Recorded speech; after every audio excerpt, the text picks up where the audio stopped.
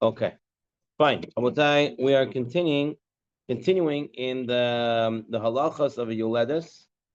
Yoledet, somebody who gives birth, and we're going to review shortly what we saw the last time we learned, and then we're going to go into the further. So if you're going to turn to page 52, you have here a little bit of a chazara from last week, just to put us not last week, last time we learned, to put us a little bit in the mode and the mindset of where we're at. So we saw that we saw in the Gemara in Masechet Nida that there were special people that they then knew, or maybe they thought they knew, right? That how many days it takes from conception, from when the conception, when they're together, until the birth. And they realize that if they're gonna have the conception at a certain part of the week, it's gonna happen. It has a chance to happen on Shabbat. So as such, they were only together on Wednesday, Thursday, Friday. This way, they knew what happened Sunday, Monday, Tuesday, and never be a chance to have on Shabbat.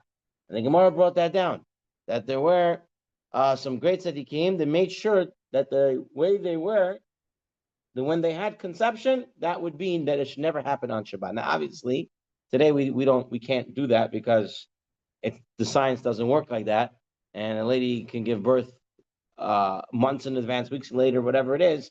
So, but what did we learn from that Gemara? We saw that a person should perhaps daven, as Sefer Chassidim says, that a person should daven that his wife, his daughter-in-law, should not give birth on Shabbat.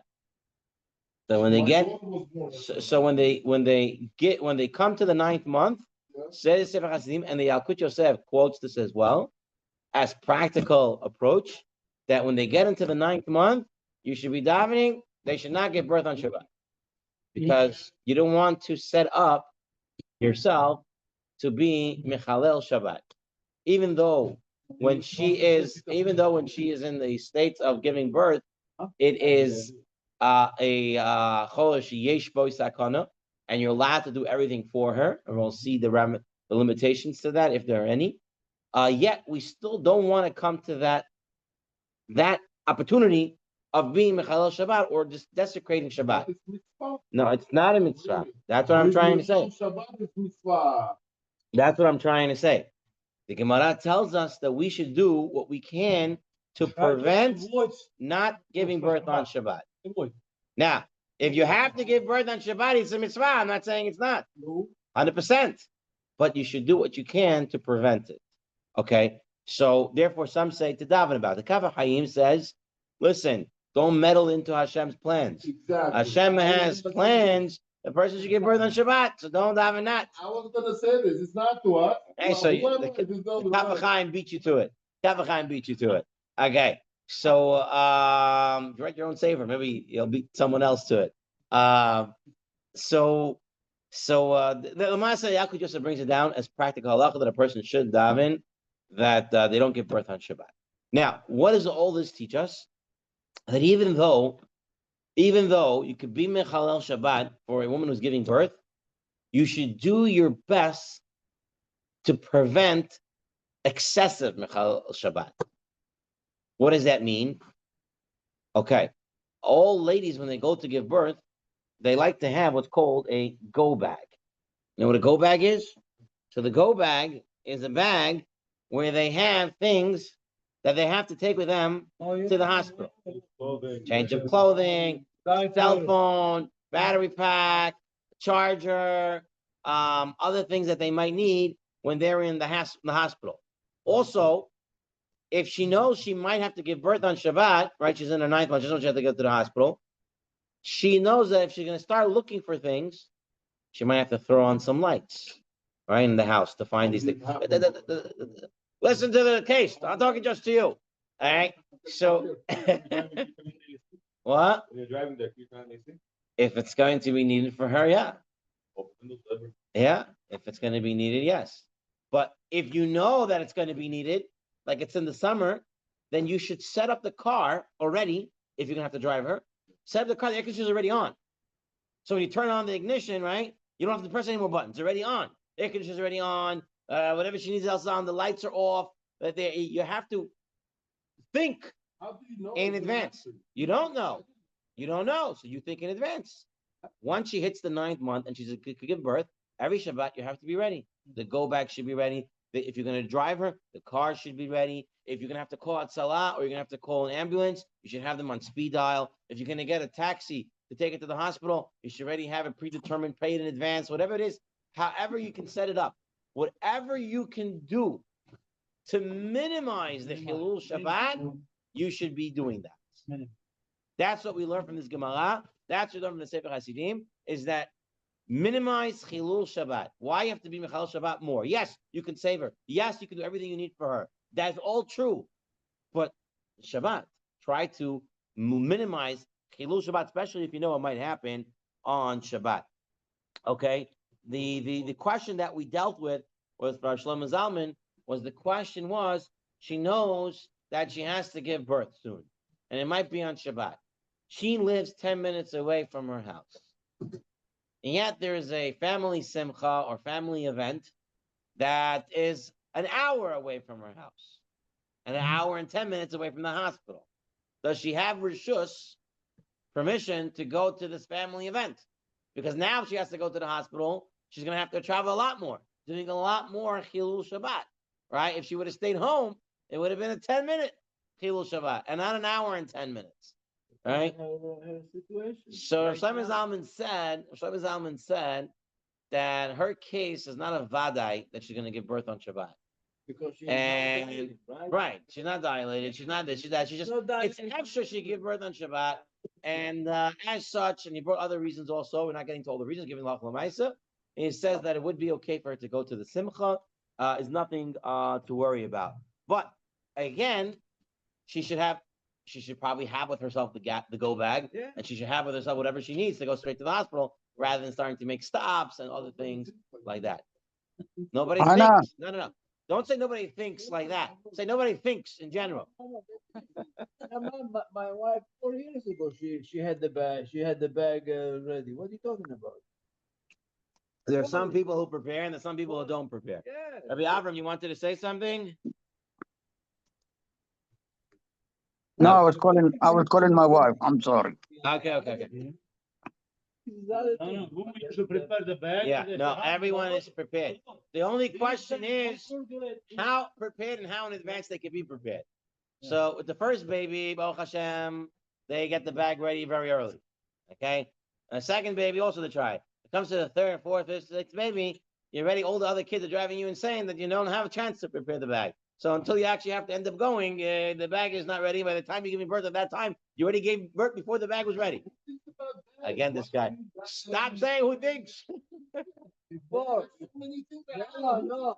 But No, before it's not a bag. They need all these things. They need all these things. Also, if you're going to be going outside the home and there's no Erev, you're going to have to take out other muksa items that are not necessary in her bag. Let's say she's using her big pocketbook, right? Her handbag. And there's other stuff in there that she doesn't need. That's muksa Shabbat. That needs to come out. It has to be thinking. Agree? Not Americans. Jews need to think in advance, right? Someone once told me that people say they're observant Jews, right? That means they just observe. They just look and see. No, that's not what a Jew is. A Jew has to be a thinking Jew. And has to always be thinking in advance. No, we're not observing. Okay, we're not observing. We're thinking Jews. Okay, now continues in the Chazara. The Gemara had a question. When does she start to become or considered a chola sheyesh bo sakana? At what point?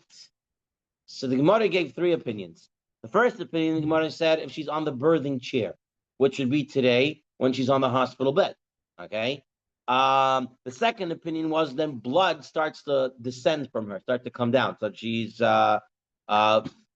and blood is coming out from her.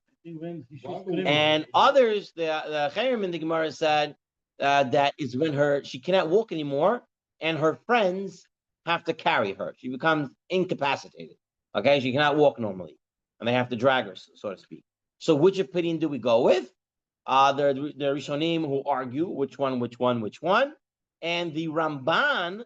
So Nachmanides says it's either or, right? This is Safek Nefashot here, and it's either or, and the Shulchan Aruch goes with the Ramban and says either of these would be considered Pekuach Nefesh. The Taz says, hold on. This is very good for the stuff that needs to happen right then. But if I have to get her doctor, or I have to get her to the hospital, maybe I cannot wait for her to be in the throes of active labor. I got to start thinking a little bit more in advance. So says the Taz, you can call the midwife, you can call the doctor to come already before.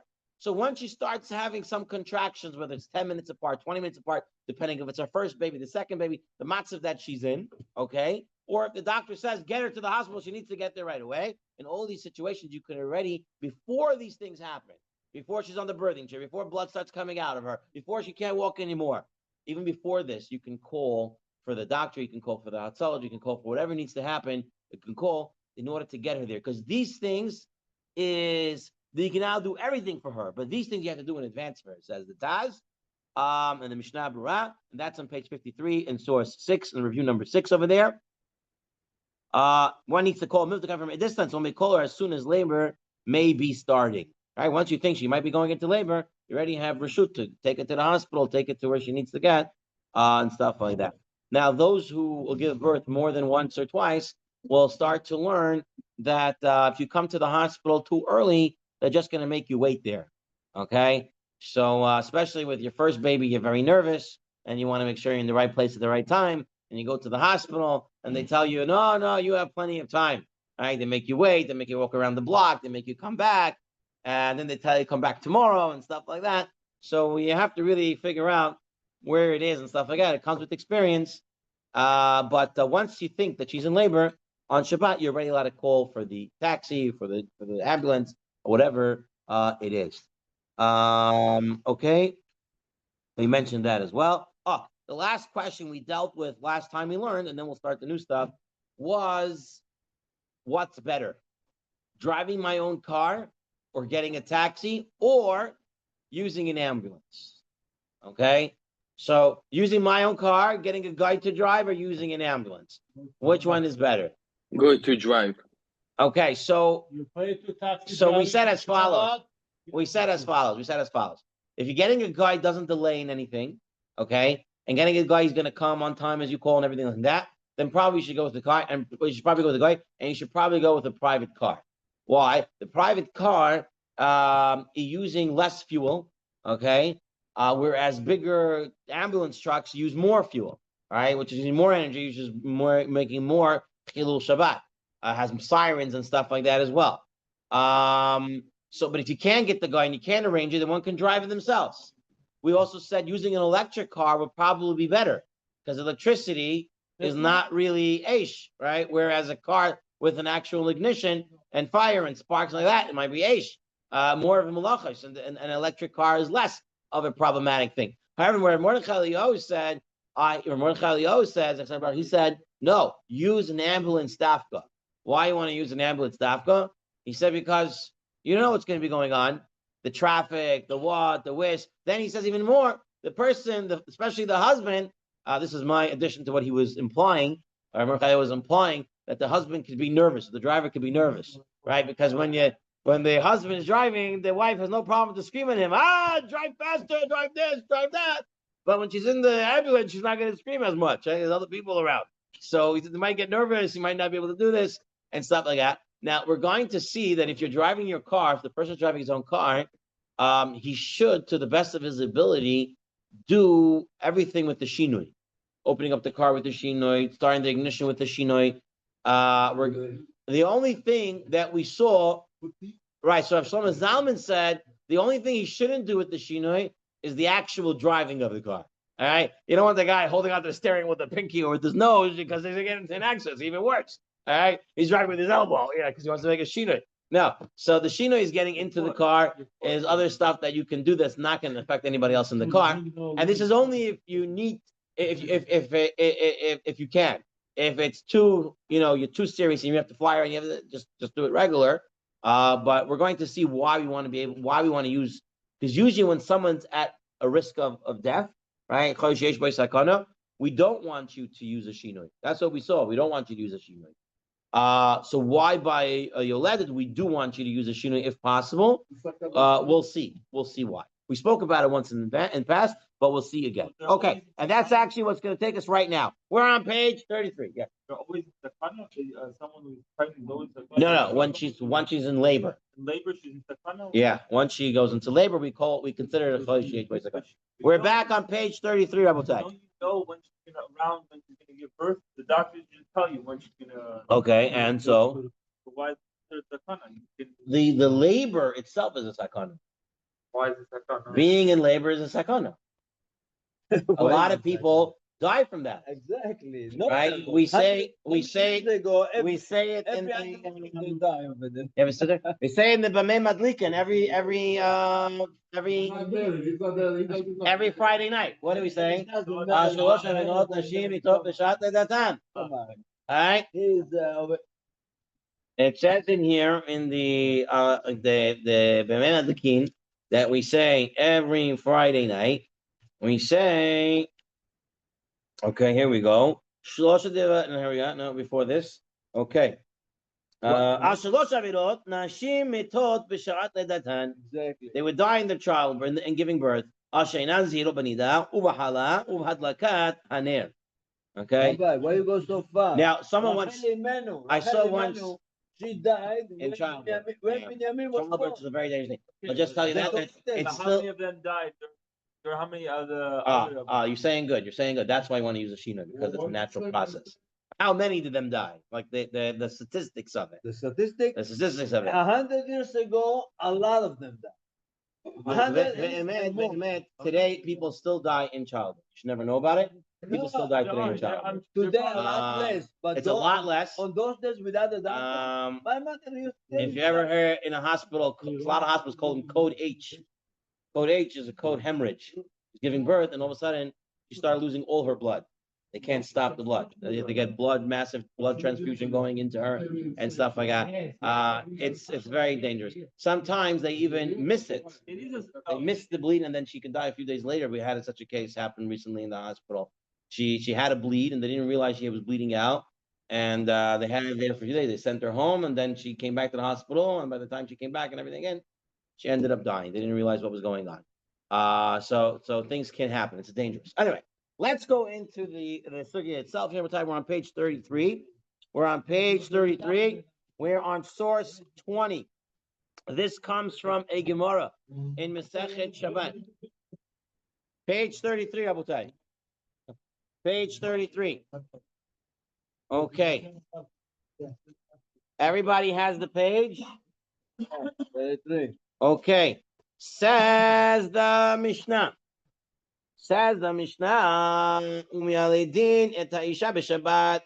We deliver a woman of her child on Shabbat. We deliver. We do everything we have to deliver the baby.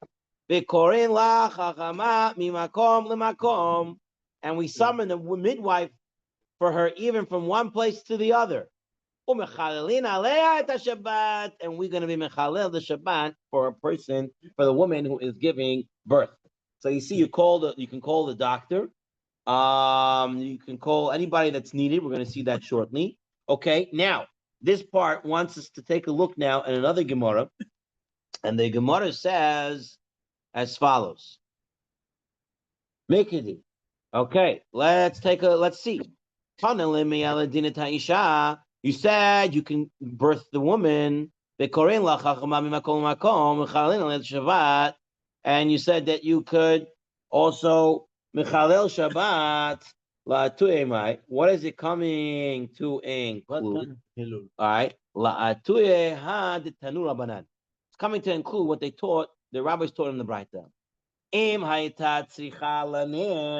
If she needed a ner, right? Her friend could light the candle for her. What's the chiddush in this? We're going to see. Shabbat. We're going to see. Yeah, so of course you can light it. So the chiddush in this piece is going to be a little later. But let's see the next piece. V'imhayta tzricha l'shemen, and she needs oil. Chaverta mevi'ah la shemen bayad. Her friend should bring the oil in the hand. Usually, you carry oil in the hand. No. So here it says, if she needs oil, bring it in the hand.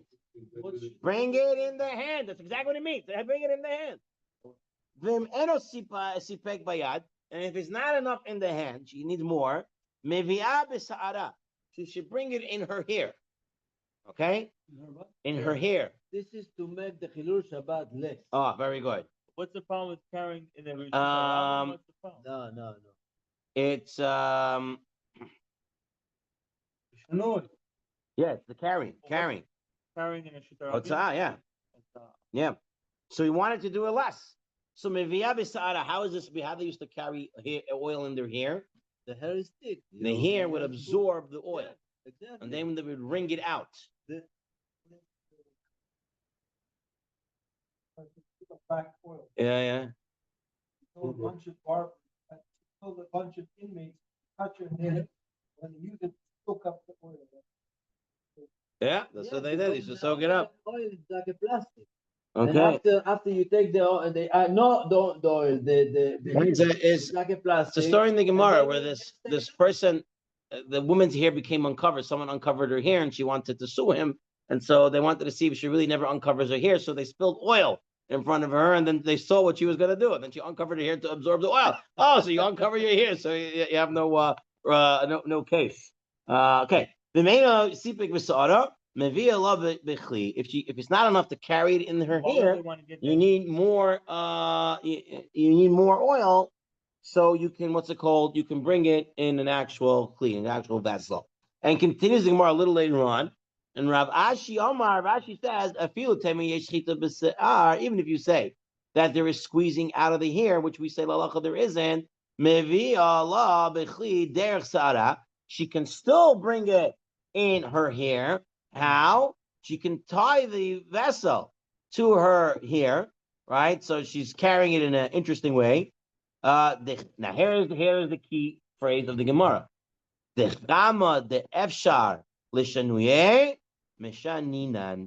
much as we can make a shinui for the woman who is giving birth, we try to make the shinui. Okay? So this is the source of when you're taking care of a woman who's actively in labor, when you're doing stuff in Chilul Shabbat for her, you should try to do it b'shinui. Okay? So the Kama, the Efshel, the Shanuyeh, Mishaninan, and so says the Shulchan Aruch in source 21. Yoledet, he kechol sheyesh mosakana mechalin aliyah Shabbos lechol mashe tzricha, umikol mokon bechol mashe yochlin l'shnot, Mishaninan. Wherever you can make a shinoi, make the shinoi. Kigain in tzricha lavi Allah, kelim mevi Allah chirata, talu b'sa'ara, v'chein kol kayoytze b'zeh. If she needs something, and you have to carry it with her hair. This way, it's the shinoi that's happening. Why is this? We saw last time that the reason is, if you, we have it in the other sefer, but we could just say it out loud. The reason is, Lamaseh, that it's very rare that someone actually dies, and it's also part of a natural process. Meaning when someone gets sick, with a disease and an illness, whatever it is, that's not really part of the natural process. He absorbed a bacteria, he got some virus, something else. It's not. Birthing is a natural process of the woman. That's how her body functions. So as such, yes, it's a dangerous time, and yes, you keep Chilul Shabbat, but you should try to make a shinui, a differentiation of how you do the malacha when possible and where it's possible to do that. But you see, there's one different over here. Yeah. The shinui, they're saying only about the shemen. No. Yeah. No, he said kagoin. Look at the Shulchan Aruch. Whatever you can make a change, you make a change. Then he gives you the example of the Gemara carrying it with her within the hair. Let's take a look at the Yalkut Yosef. Right, they were madlikim like Okay, you're right. Because You're right. No, when it's a we're not saying that you can't do anything for her. You can do everything for her. Okay. Where it's possible to make a shinui, you should make a shinui. Take a look at the Alkut Yosef. כמשחללים שבת על יולדת, יש לעשות מלאכות ככל האפשר בשינוי. Whatever you can do is shinui, make it in shinui. כדי למעט ככל האפשר בחילולי השבת, in order to try to reduce the חילול שבת, ובלבד שהדבר לא מעכב את הצלתה או הצלת העובר. Right? Because you don't want it, as long as it's not going to mess up the saving of the woman or the baby. Okay? Nothing to do with the delivery Right. or whatever, all this, you could do b'shinu, but when it comes to sakana, Therefore, if you it's don't even necessary to think turn about on it. electricity, well, what's the difference if you turn on electricity with your finger or you turn it on with an elbow? Right? You're still getting the light switch up. So it's a shinoi with your elbow. So do it with your elbow. So the Alkut Joseph says. Yeah, but I'm doing it with the shinui. It's not the derech of the malacha. So once I do it with the shinui, I'm knocking it down. It's less of a chilul Shabbat, right? So that's what he wants you to do. Same thing with picking up the phone and other stuff like that. You want to reduce the chilul Shabbat as much as possible. Okay, you want to reduce chilul Shabbat as much as possible. In fact, we did see a machloket when it's a chol sheyesh b'sakana. That's not a yoledet. We hold a hachla maaseh, do everything without a shinui to take care of the person who's in danger. But there were poskim and there were rishonim that even there they said, if it's not going to change the time, then you should do everything with the shinui. The reason why we halachah ma'aseh Chamaladji says not to do that, because then what's going to happen is by a regular chol sheish b'sakana, people are going to start saying, wait, should I do it with the shinui? Should I not? If it's going to make a difference, it's not going to make a difference at the time. By the time he clears the shiloh, the guy's dead. Okay, so we don't want him to do that. So we tell him just do it. By the yoledet, for the person that's giving birth, the part of the process is it takes time, right? It takes time, and as such, you can minimize the chilul Shabbat. In the halachot of pregnancy, But you should you. It's better that he probably takes a taxi instead of driving. right? Yeah, yes, we said that. Yeah, Okay. yeah. Okay, the halachot of pregnancy and childbirth is a sefer over here, and he brings down about the car. It's a big stomach. It looks like it brings down about the car. Start the car in an unusual manner. If you didn't switch those lights off in the beginning before you started the car, now keep them in the on position. Right? When you open the car, the lights go on. So now I have to go into the car. Now I go into the car and shut the door. It's going to go off the lights. So he says, if I didn't shut off the lights before Shabbat, when you go into the car, now turn them on because it's on now. Now put it in the on position so it stays on. So it's not coming off and on again. Okay? So he wants you to think about that. When you reach the hospital, the person drove with his own car. He reached the hospital. What to do? So if you go to Jewish hospitals or where they have a lot of Jewish clientele, then they know what to do with your car. You tell them you left the car there, and the security will come and move it. But if you're not going to one of these hospitals, they don't know, and stuff like that, then technically you really shouldn't be able to shut off your car. Now, we spoke about it last time already, that we say shut off your car. Because if you leave your car running, it's a sakana. Not that the car will blow up per se, but unfortunately, there's a lot of random teenagers and kids walking around. They're going to see an idling car. They're going to get into the car and start driving it. And if a kid doesn't know how to drives the car, he can cause an accident. It can be sakana. It could. Anything can happen. Anything You want to go home after? You'd be surprised what happens. Hospital parking lots. Okay. All right. So therefore, you might be able to shut it off Put the timer for this, and I don't know if you put the car on a timer and stuff, but on the gas. yeah, turning off the car is a problem. Turning off the fire. Oh, How come they don't have Yeah. it? but you have an electric car. It's less of a problem. Buy Tesla. Oh, Buy Tesla, you be good. Okay.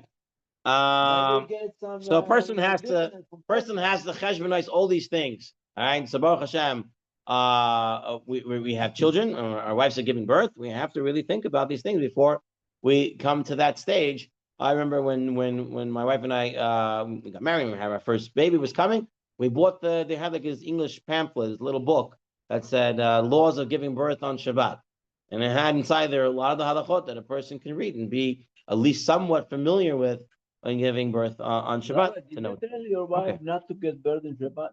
Did I tell her not to give birth on Shabbat? Because she's not How is it supposed- going to help? I davened for her. I didn't tell Well, her the not to. halakha said, don't get the birth. No, the halacha says you. The halacha doesn't say not to give birth on Shabbat. Yeah, that's The halacha just said. said, we just read the Mishnah. What did the Mishnah say? Don't get birth on Shabbat. Ta'isha b'Shabbat. It said that. Huh? The Mishnah said, Umayalidin I'm talking about- Ta'isha b'Shabbat. They Yalkut Yosef or the No, the same- Sefer Hasidim said that you should daven not to give birth on Shabbat. Not that you don't give birth on Shabbat.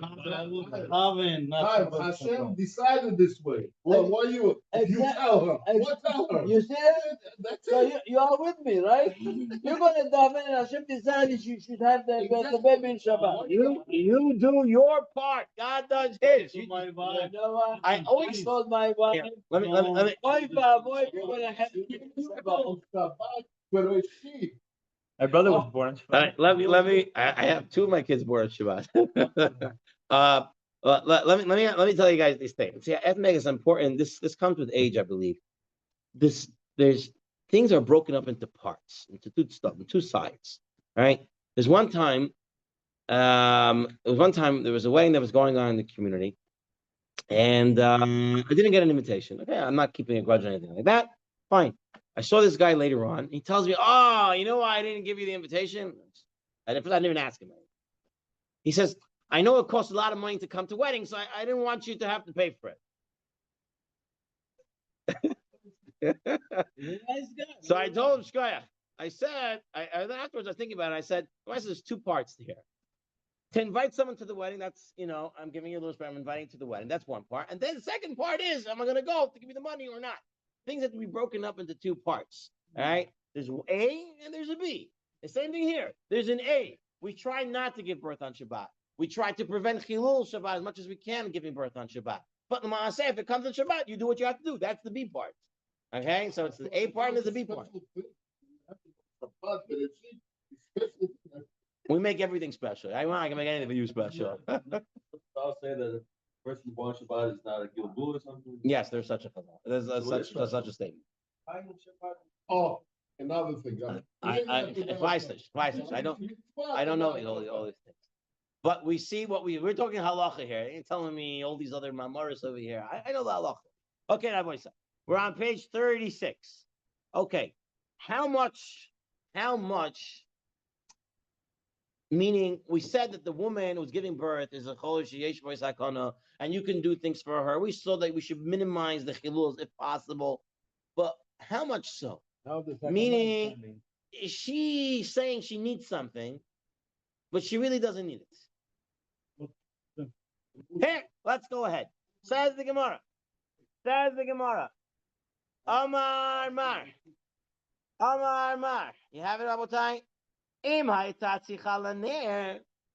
Right? The Gemara said if she needs a candle, light the candle. If she needs a candle, pshita. That's obvious. She needs a candle, light the candle. Why are you telling me this? This is obvious. So the Gemara says she doesn't need it. Why she doesn't need it? Lo tzricha besuma. We're dealing with a blind woman. She doesn't need the candle. Okay? Since she cannot see, and she has no direct use for that lamp, maybe she can't have it. The mashmalan, you could have it for her. No. It says for here, look at the Gemara further. The Gemara explains why. Atuve meyateva data. It puts her mind at ease. She gets more relaxed. Why is she getting more relaxed? She thinks that maybe they're not going to see me right. Maybe there's not enough light in the room. So I might be might be getting in some problem and they might miss it. But if I ask them to put more light in the room, they won't miss what's going on with me. And then they will take care of me. So she's saying she needs the light. They don't need the light. They seem to be operating in the room just fine. She can't see the light. She doesn't know anything about light. But yet she says she needs it to put her mind at ease. You can turn on the light. This is a real Shabbat. She doesn't need it. No, we're saying this is a tzricha. for the chol sheish by sakana. This is not. No, it is. That's what we're saying. It is. It's tzricha. It's a necessary for her. She says she needs it. She needs it. Okay. Take a look at the Shulchan Aruch, source 25 over here. You led it. He can chol sheish by sakana mechal nelei Shabbos lechol masha tzricha. Karin lechachom l'makom l'makom. U'yal d'naisa u'madlikin la'ner afilu isuma. Even if she is a blind woman and she has no need for the light, we put the light I for have her. an idea. Maybe if she say, "Give me light," we're gonna say, "Okay," and then after me say, "Okay, we put for the light," and then anyway she can see. Walk to the side of the room and say, Anyway. "Oh, I put it on." Right? Exactly. Anyway, she cannot see. If she gonna say, "No, you lied to me," We would do that if all the lights were already on and she's still asking for it, right? More lights. Then you would say it's already there. Okay. Take the Levush. Take a look at the Levush in source 26. And he writes, this is even if the woman already have enough lights and they can take care of her completely. Her mind is still more calm when she knows there's more lights, and therefore it would be allowed. But for Shabbat lights, like candles. She wants to see. it's on Shabbat, and there's enough light in the room to give birth to birth her. And she says, "Turn on the next light over there," and she's not even using that light. She says, "Turn it on," because she thinks it's going to help she's her. blind. Don't see it. You can turn on that light. Fine, what's gonna help her? Ask her. Okay. The next question is, Labutai, what about? So you're taking the woman to the hospital, right? So you have the guy driving, you're driving, the ambulance is driving. Let's say we're going in the ambulance, or the guy's taking us. Does the husband also can come into the car? Yes. Oh, yes. It's going to calm her mind. Okay? So take a look at Shminat Shabbat Kilchata. The Chazon Ish says this as well. I encourage people to travel with her. Shminat Shabbat Kilchata says a relative or any person who the patient, the person who's giving birth, the woman who's giving birth, it feels comfortable with, they can go with her. Because it's for her mental state. Right. What if she feels she doesn't? And look at that first paragraph, source 28, the last line. V'hetiru afilu imachola atzmo einu mivakesh zos. She doesn't say, "I want you to come with me." You go with her. Okay? You go with her. And even more, he writes. If there's no place in this guy's Hamor's car and she's driving in there, you take your own car and you follow along. Okay, so they took her in the ambulance. And the ambulance says, "I can't have you in there because we have more paramedics, a trainee, an EMT, whatever. We don't have space for you. You can take your own car and follow. Okay? Because she needs you there. And the person can take with them whatever they need for their mental state. Okay, so here's the next question. So the husband's going. And now she says, "I need my mom to come. And I need my mother-in-law. And I need my doula with me as well." So a doula is a birthing coach. No, the doula, yes. A doula is a birthing The coach. mother and the They train with the doula how to give birth, how to breathe while giving birth and stuff like that. So it's like a coach while you're giving birth. You know. So can I take the husband and the mother and the mother-in-law and the doula and let's say the sister-in-law wants to come along? They all go. They all go. All right, take the whole machala. Everybody come. What about the whole Hey, you know what? What's most interesting, at least for my experience, is that the one they not really need there is the husband. That's the one she always wants to be there. He's like, but whatever. That's the protector. That's the protector. Okay, fine. So Lamar said, what is the halacha? So Rabbi Eliezer Melamed, The mother in the Penina halacha, he wants to say no. He says, listen, one person, b'zehu. One person goes, and that's it. However, he is modeh that there are those who argue with him. The doula. And he says there are those who say that whoever the woman says she needs there. And it calms her mind, and they can all come if that's what she says they need. Okay? Not only that, but let's say they're not all in the one spot. So the Rav Poskim will say that the Maisa, she says she needs all of them. You can now go around and collect all of them, or they can all show up themselves to the hospital because they need to be there for her. well, you could. Rabbi, pick I have them a up. question. Yeah, you can pick them up. So you're in this Hamor small car, and you're picking up the mother-in-law, and this one, and everybody. I have a question. The question is like this. In Yom Kippur, when she says she needs to eat, Yeah. we tell her, hey lady, today's Yom Kippur. Who do we tell that? Huh? Not that a person just gave birth. No, not the person. I'm telling you, Okay, don't give fine. them for Right, them. right, We okay. say, listen, today is Yom Kippur. Yeah. Maybe you want to think about that. Yeah. How come we don't tell this lady? She's in labor. What do you want from her? Have your husband. What do you- do right? This is active psychotic. She's in active labor. It's a choshesh psychotic. Yes. That's it. So what's the question? You're not gonna tell the guy dying on Yom Kippur, listen, don't die now. It's Yom No, Kippur. no. You guys gonna die. No, my question You just said yourself, it's not nothing. You said it's actual staple. my question is different. Yes, sir, time. My question is different. I'm saying in Yom Kippur, we tell this lady trying to please her. Over here, the lady, she's asking Oh, for her mother. Okay. So you're saying she's asking for so many people. Why don't you tell her, listen, you could technically, You have your husband. technically you you have could your do that. You could do that. But they She needs someone to accompany her. Something. The Lamed says one person. Lamed says I want only one person.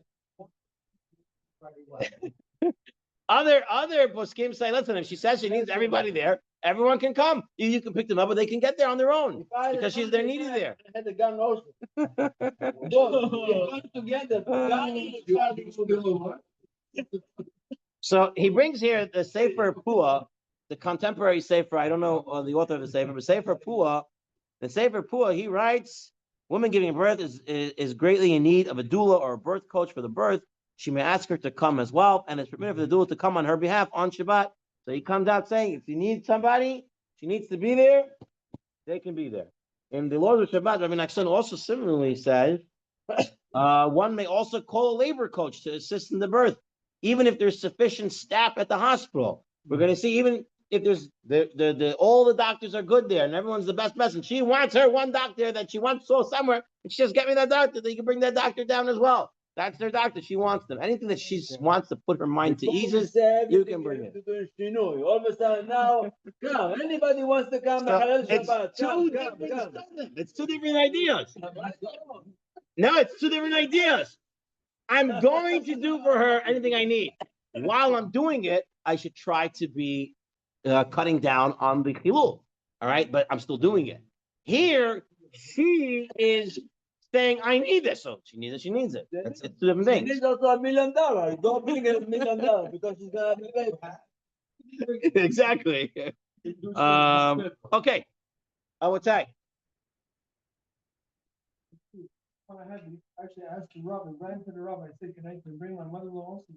He drove on the way to the hospital. Right. Pick her up. Right. And she actually helped because in some cases, my wife worked much faster than the doctor. The doctor's like, yeah, take your time. You're It's right. okay, and my mother's like, I'm telling you, right now it's giving birth. Come over here. Like she went to the Right. doctor, she was like, come over here right now.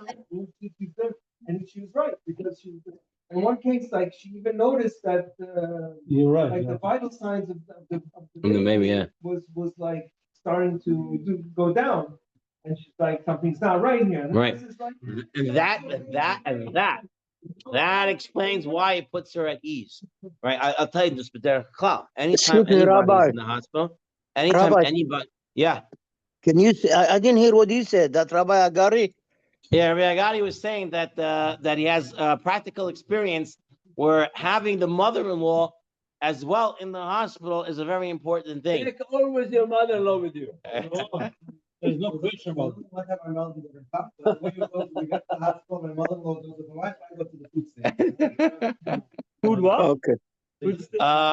So just B'derech Klal will tell you, I tell you, the hospital staff, the majority of the staff in the hospital, both the nurses, the PAs, the NPs, the doctors, the respiratory service, majority of them, Ruba are very good people. They have very good hearts and want to do the right thing. Who works in the hospital? I work in the hospital for 13 years. So I could say something. Okay. Now, what I could tell you is, even though they have good intentions and stuff like that, Unfortunately, there's a lot of people in the hospital, and their minds are a lot of different things, and there's a lot of stuff to take care of all at the same time. And therefore, when you're there for the patient, right, for your relative or whoever it is, a friend, you act as an extra eyes and ears. That's very much needed, 100%. And if the doctor or the nurse is smart, I worked at Northwell too. Okay. You are what? The worst has to be It's for showing. It's a very good What hospital. is that? Hey, those niggas don't go out. And this neighborhood?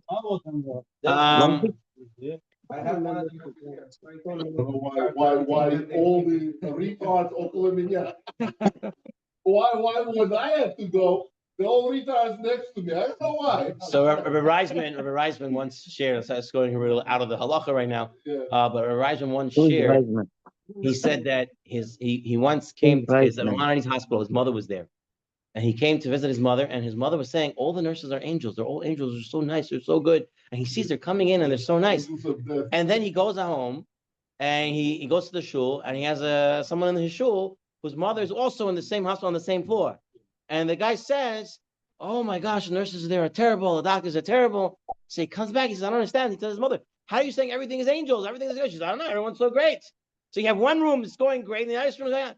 So Rajman said he came home and he realized, he figured it out. He said, if you go in with the positive attitude, everyone's good. Then she keeps saying, "Oh, you're an angel, you're an angel, you're an angel." She tells all the nurses, "You're all angels, you're all angels." But guess what? They all become angels. But if you come in with, fight with this one, fight with that one, give me that, they're all going to fight with you because you're fighting with them. You have to know how to approach the situation. A very, very important idea for life and everything you do. Regardless, let's see if we can continue the cheer here. On page 39. You worked there, that's Page 39, source 31. Let's say she has to go to give birth and she has little children at home. And she didn't think in advance, like a lot of people unfortunately don't think. And she didn't set up babysitting. She didn't talk to her neighbor. She didn't do the proper thing to have someone there. Call the neighbor. And now she has to guess what? The neighbors went away for Shabbat, and this one is away, and there's no one who can watch the kids. Take the kids with you. You can't bring the kids to the hospital; they won't let you up. They'll keep you in by the security. So what do? You can drive them.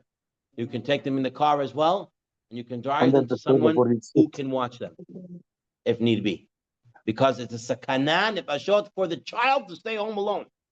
Therefore, get the child to the right place. But the smart thinking Jew already had that prepared before Shabbat. They'll know where everyone goes and everything happens, right? So Baruch Hashem, I have here with me my brother lives a block away from me. So every time his wife's giving birth, or my wife's giving birth, in the middle of the night, whatever it is, you call, knock on the door, and either I'll go to his house, he'll come to my house to watch other kids in this way. And then by the next day, we'll figure out where the mothers will come there, whatever has happened once. His wife gave birth in the middle of the night. He called me. I left my house. Everybody was there. I went to his house and stayed in their house. Took care of them in the morning. And one time it happened by me. He came to my house in the middle of the night. And this way, you work with your family to make it work, or friends, or whatever you have. Okay. Orchot Shabbat says the same thing. Orchot Shabbat says the same thing, that don't leave the children alone. Take them to a safe place if need be. Even permitted for a Jewish driver to bring them to the home with someone who will take care of them. Okay, definitely you should try to prepare it before Shabbat. Okay, what about? What about?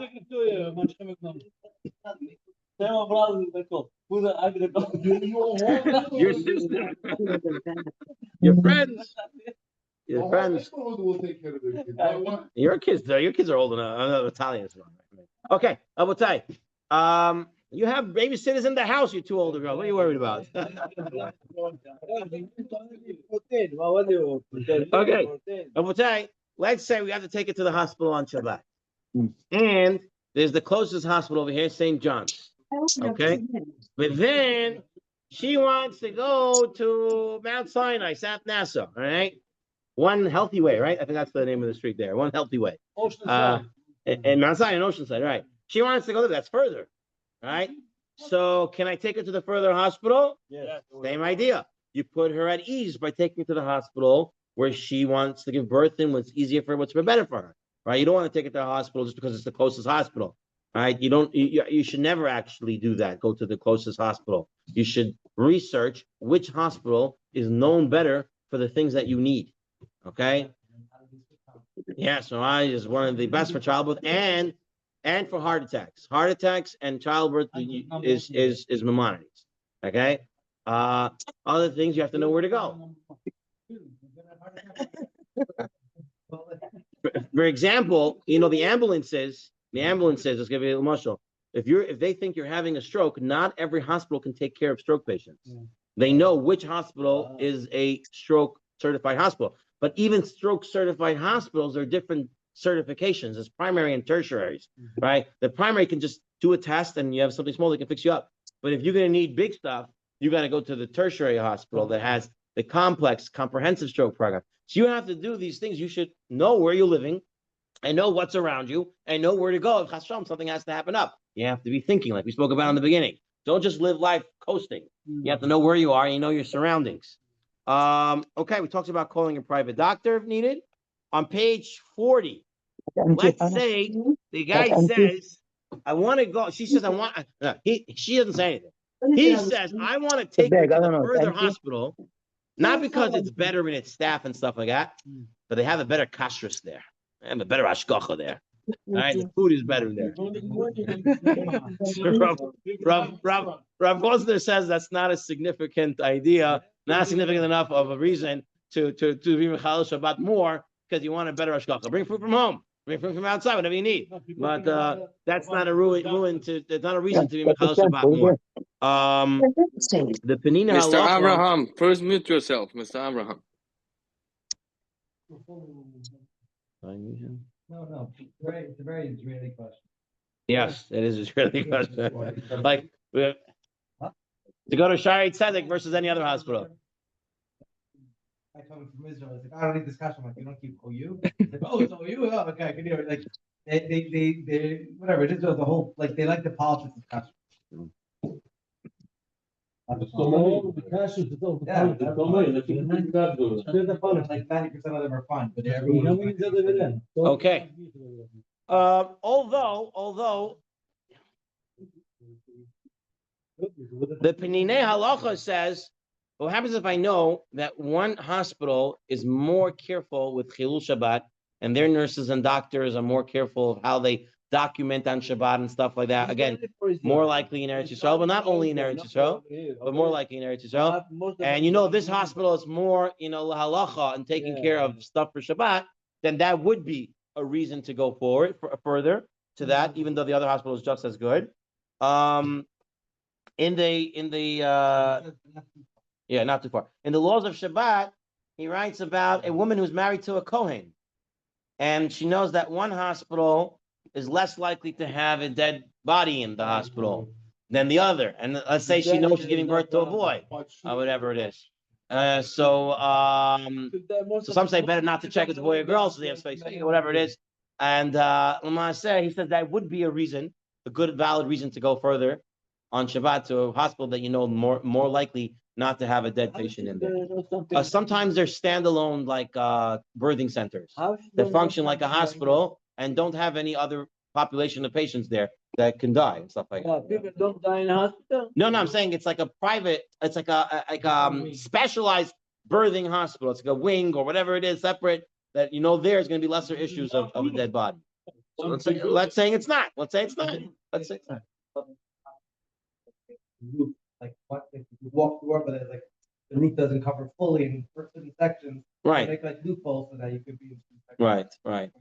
In the U.S., I don't know many, but I can imagine there are birthing centers like that function like have like everything that a hospital has and it runs. Like I want to go there versus going there because I'm a Kohen, right? That would be a valid reason to go further. I have a question. Yeah.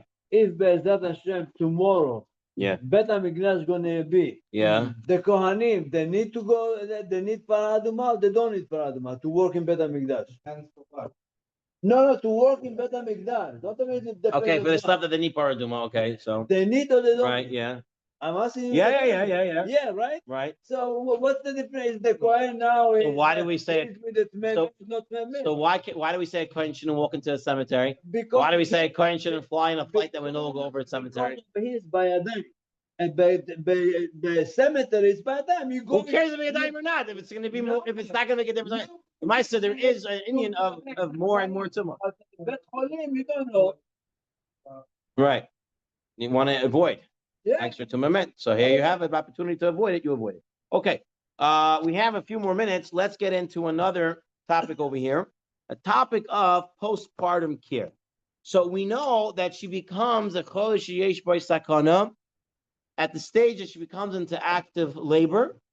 And we said even prior to that, to get her to the hospital could be considered a chodesh yesh bo sakana. For that thing, to get her to the hospital, get the doctor there. Until what time? Until what point is she considered a chodesh yesh bo sakana? That you can continue to be mechalel Shabbat. Does it end the moment the birthing happens? Obviously not. She's still in danger. So how far does it go? So we have a Gemara. We have a Gemara in source 36. We have a Gemara in source 36. The Gemara says, it says, Admotai Petichata Kever. How long is the womb considered open? That she is considered a chodesh yesh bo sakana. So Amar Abaya says, Amar Abaya, what did he say? Shlosha Yamim. She is for 3 days. I heard about this kind of. Rava Amar, Mishmei Rav Yehuda, Shiva, 7 days. Amar, some others say Shloshim, 30 days. Go after 1 day. Just because you let her go doesn't mean she's not a chodesh yesh bo sakana. Depends. How would they? That's two different things. One thing is they're sending it home, and the other thing she's a chodesh yesh bo sakana. No, absolutely not. There is a definition of chodesh yesh bo sakana, and then there's what the hospital does. See, guys, as I told you at the beginning already, in halacha you cannot combine things. You have to know and see everything as it is. There is a chodesh yesh bo sakana, and that's 3 days. The hospital sends her out whenever they send her out. 1 day, 2 days, 6 years. I don't care. I don't care what the hospital does. She's a chodesh yesh bo sakana for X amount of days. Is it 3? Is it 7? Is it 30? 3 days. So the Gemara says it's all of them. The Gemara says it's all of them. Let's take a look. For how long the camera is? It's open. Meaning she's a chodesh yesh bo sakana. When the camera is open, Feeling her tzirim, the contraction. No, so it's not to do with contraction. So It's when she is in the chodesh yesh bo sakana stage. That's what it means. She can have postpartum depression. She's still in the status of chodesh yesh bo sakana. That end. Okay. You're looking at it. It's not the Gemara. Yeah. Right. So now the Gemara actually says all 3 is true. Amanahar day, Hayam. So someone who just gave birth, Gimel, Zayin, Vilamid. Gimel, 3 days, she's definitely a chodesh yesh bo sakana. Bein Amra Tzichani, Uvein Amra Light Tzichani. She says, no, I don't need it. And this applies to Yom Kippur as well. She says, I want to fast. But look at the nail, cut. She's within the first 3 days. She's in the first 3 days. She cannot be fasting. Okay? She says, I don't need something. You give it to her. Shut down. Okay. The next one. Zion. Amra Tzichani. From 3 days. So from the 4th day to the 7th day. Amra Tzichani. She says, I need this. Mechalin alei at Shabbat. They mechal Shabbat. Amra lo Tzichani. She says, I don't need it. Ein mechalin alei at Shabbat. Then you're not mechal Shabbat for her. Okay? By Yom Kippur. If it's between 3 and 7, as long as she says, as long as she does not say I can fast, she doesn't have to fast. Okay? She has to say I can fast, then she has to fast between 3 and 7. But if she doesn't say that, she doesn't have to fast. Now, okay. Lamed, afila amra tzricha ani. If she says I need it from 7 to 30, then ein mechal the Shabbat. We do not mechal Shabbat for her. Ava osin al yedei aramai. We do it through a guy. She becomes to the status of a chola she'ein bo sakana. It doesn't have a sakana. And this now you can do stuff through the guy. Anything you need to do, you can tell the guy. If there's no guy around, you already spoke about a chola she'ein bo sakana. Perhaps a shinoi of a shinoi, and whatever it is, it's the derabanan, and then a derabanan, you tell someone else, tell the guy who's that. We talk about that already. So what comes out? You have 3, you have 7, and you have 30. During the 3 days after giving birth, she's definitely a chodesh sheyesh b'sakana, and everything needs to be done can be done for her. Whether she says I need it, whether she says I don't need it. After 3 days to the 7th day, that's the time. Only if she says I need it, you can make Shabbat for her. If she doesn't say she needs it, then you cannot make Shabbat for her. And between 7 and 30, only through the guide. Now, for fasting after 7 days, she's gonna have to fast on Yom Kippur. The 30 days plays out on Tisha B'av. On Tisha B'av, when you say up until 30 days, you have to give birth, she doesn't have to fast. Okay, it's a right to fast versus a non-right. Now, when does this time begin? Oh, we're out of time. When does this time begin? And we're out of time. Rabbi Hanuk Shalom. Tzedakah Baruch Hu Zakoi Yisrael. Lefichach Yipol Tor Mitzvot Shneimar. Adonai Chafetz L'Ma'an Tzedko Yagdil K'vav Yadil.